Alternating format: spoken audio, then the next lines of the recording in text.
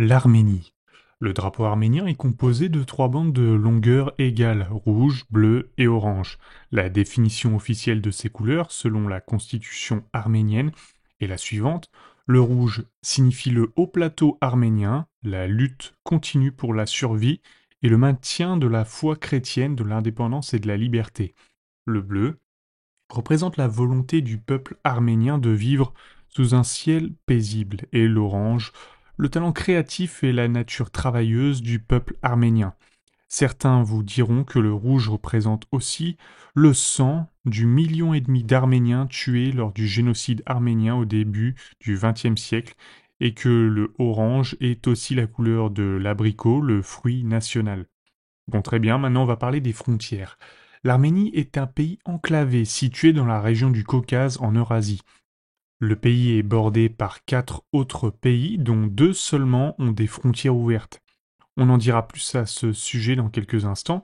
En attendant, la capitale, Erevan, est située dans le centre-sud du pays à proximité du mont Ararat en Turquie, une région dont on prétend qu'elle est le site historique sur lequel l'arche de Noé s'est posée. Ce qui est intéressant, c'est que l'Arménie en a fait une enclave et une nation contestée enfermée dans l'Azerbaïdjan. Bachine, bien que considérée comme une enclave arménienne, a été reprise et contrôlée par l'Azerbaïdjan depuis 92 après l'expulsion des Arméniens qui y vivaient. À ce propos, l'Azerbaïdjan possède en fait 4 enclaves à l'intérieur de l'Arménie. Okhari et Spikara, Yara Doulou, Barkou, Darli et Karki. Revenons maintenant à la République du Haut-Karabakh. C'est toute cette région qui est au centre de la controverse entre l'Arménie et l'Azerbaïdjan. La population de cette région est presque entièrement arménienne et a exprimé son désir soit de faire sécession et de devenir une partie de l'Arménie, soit d'obtenir un statut d'État complètement reconnu, même si l'Azerbaïdjan prétend qu'ils sont toujours sur leur terre. Au début des années 90, l'Azerbaïdjan a renoncé au contrôle gouvernemental officiel de cette région. Cependant, cette région reste un immense terrain d'affrontements et de conflits. À ce jour, le Haut-Karabakh est une sorte de nation indépendante qui fonctionne sans la législation azerbaïdjanaise. Cependant, la situation se complique considérablement. On va le découvrir bientôt, car l'Arménie en fait jouit d'une situation stratégique unique sur un territoire très sombre et complexe. Mais d'abord, on va expliquer le terrain. Les paysages de l'Arménie sont en fait très distincts et très beaux. Le pays est presque entièrement montagneux avec des rivières au débit rapide et des forêts verdoyantes, la plupart des exploitations agricoles étant des fermes de montagne en terrasse sur des flancs de collines. L'Arménie bénéficie d'étés chauds, d'automnes longs et d'hivers froids et enneigés. Sur le plan de l'environnement et de l'agriculture, l'Arménie prend ses terres très au sérieux. Des lois viennent justement d'être adoptées pour taxer lourdement les personnes et les entreprises qui polluent l'air, le sol ou l'eau. Toutes les recettes fiscales sont réinvesties dans des activités de protection de l'environnement. Le sol volcanique fertile permet de cultiver toutes sortes de fruits, de légumes et de céréales. Une grande partie des terres, environ 70%, est utilisée pour l'agriculture, qui emploie environ 46% de la main-d'œuvre. L'Arménie a connu un énorme changement dans son agriculture après s'être séparée de l'ancienne Union soviétique qui est devenue indépendante en 91. Pour faire court, la privatisation des terres a été instaurée et les gens ont pu librement cultiver et administrer leurs propres récoltes sans craindre le contrôle et la demande de l'État. Il y a cependant une petite controverse car bien que l'Arménie ait un énorme potentiel pour les sources d'énergie renouvelables, comme l'énergie hydroélectrique et l'énergie hydraulique, elle est en fait plus dépendante de l'énergie nucléaire avec des centrales qui ont été construites pendant la période soviétique. Le problème est que ces centrales sont construites dans des zones sujettes aux tremblements de terre, ce qui les place dans une position précaire. Malgré tout, le gouvernement semble préférer investir dans ces sources d'énergie plutôt que dans des sources alternatives. Enfin, si vous interrogez un Arménien, il vous dira que le mont Ararat, bien qu'il se trouve techniquement en Turquie, appartient totalement à l'Arménie et qu'historiquement, il a appartenu à l'Empire arménien à un moment donné. Le mont Ararat joue en fait un rôle important dans le symbolisme arménien et la fierté nationaliste. Aujourd'hui encore, les Arméniens peuvent apercevoir la majestueuse montagne au loin depuis leurs frontières. Et en parlant de nationalisme, parlons de démographie. L'Arménie compte environ 3,3 millions d'habitants et est très homogène sur le plan racial. Environ 97% de la population est arménienne, avec quelques minorités comme les Grecs, les Russes, les Géorgiens et l'énigmatique peuple yazidi. Ce qui est intéressant, c'est que plus de 2 fois plus d'Arméniens que la population totale de l'Arménie vivent en dehors de l'Arménie.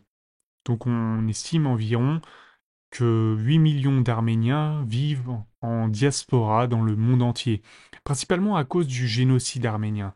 On va faire court, à l'époque de la Première Guerre mondiale, les Ottomans ont tenté de procéder à un nettoyage ethnique de la région dans les derniers retranchements de leur empire en déclin et ont fini par tuer plus de 1,5 million d'Arméniens.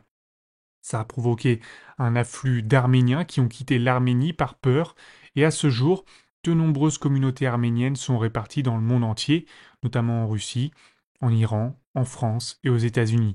La plus grande communauté arménienne des États-Unis se trouvant à Los Angeles. L'un des aspects les plus remarquables de l'Arménie est sa langue et son alphabet. Avec la Géorgie et la Grèce, l'Arménie est l'une des 3 seules langues européennes à utiliser un alphabet qui n'est pas un dérivé d'un système d'écriture latin ou cyrillique. L'alphabet arménien compte 38 lettres, techniquement 39 ou 40 si on inclut les lettres supplémentaires qui ont été ajoutées dans les années 1920. Un monument à l'alphabet a même été érigé en 2005 à Balokan. Il existe également 2 dialectes distincts, l'arménien oriental et occidental, ce dernier étant surtout parlé par les Arméniens de la diaspora à travers le monde. C'est parfois difficile pour les locuteurs occidentaux de comprendre les locuteurs orientaux, du moins s'ils pratiquent pas la langue ou s'ils ne l'entendent pas régulièrement. L'Arménie a également une longue histoire de christianisme, puisque des récits historiques affirment que 2 disciples de Jésus, Thaddée et Barthélemy, ont prêché aux Arméniens au 1er siècle de notre ère, et que l'Arménie est devenue le premier État chrétien du monde vers 300, juste à la fin de la période de persécution de l'Empire romain. Enfin, les Arméniens aiment beaucoup la lutte et les échecs. En fait, lorsque l'Arménie était sous domination soviétique, les soviétiques choisissaient souvent des lutteurs arméniens parce qu'ils revenaient toujours avec des médailles dans 90% des cas. De même avec certains des joueurs d'échecs les plus renommés au monde, comme le célèbre Tigran Petrosyan et de nombreux vainqueurs de championnats du monde, l'Arménie est considérée à ce jour comme l'une des nations les plus fortes en matière d'échecs. Ils aiment les échecs et on va voir que ça va être la même chose dans leur zone d'amitié. Est-ce qu'au collège, on vous a déjà mis à côté de votre pire ennemi sur la table de deux? Eh ben une vraie torture de scoltiner ça toute l'année, n'est-ce pas? Ben, c'est un peu comme ça qu'est l'Arménie. Dans cette situation difficile, l'Arménie est située juste à côté de l'Azerbaïdjan et de la Turquie, les 2 pays avec lesquels elle s'entend le moins. L'Azerbaïdjan à cause du conflit du Haut-Karabakh et la Turquie à cause de l'oppression exercée sur eux par l'Empire ottoman. Aujourd'hui encore, des frontières terrestres sont fermées entre les 2 pays et l'Azerbaïdjan poursuit même toute personne qui tente d'entrer avec un passeport arménien. L'une des principales raisons pour lesquelles les choses ne deviennent pas complètement dingues, c'est que l'Arménie a un petit ami, on pourrait dire, qui s'appelle la Russie. T'en as peut-être entendu parler, en tant qu'ancien État soviétique, l'Arménie a de nombreux liens, donc avec la Russie. Toutefois, après l'éclatement de l'Union soviétique, l'Arménie a décidé d'entretenir des relations diplomatiques avec la Russie, et cette dernière s'est attachée à protéger l'Arménie. Une base militaire russe est même installée à Gyumri. L'Arménie dispose ainsi d'un soutien important en cas de cataclysme. L'Arménie entretient également des liens étroits et stratégiques avec l'Iran au sud, car il s'agit de la seule frontière terrestre ouverte de l'Arménie vers l'Asie.